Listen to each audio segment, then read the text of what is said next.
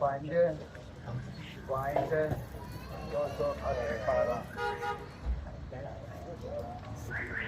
516 जी बने 516 तो पहला कितना बने 516। अब बताता हूँ बेटा इसमें क्या, इसमें दो चीजें इतने की, तीसरी ये आपको दिखा दो।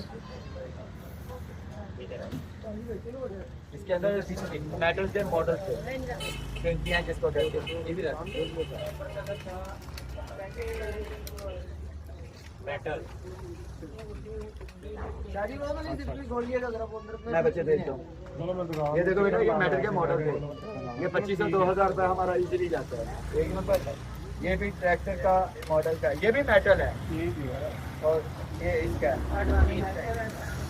ये इसका है और ये किसका है, ये इसका है। इसके अंदर छोटे छोटे खिलौने हैं बच्चों के, किचन एक्सेसरीज, ठीक हो गया। अब आप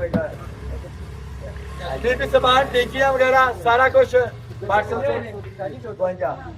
टोटल बदल होना है कितना बना जी पैन पहना 892 892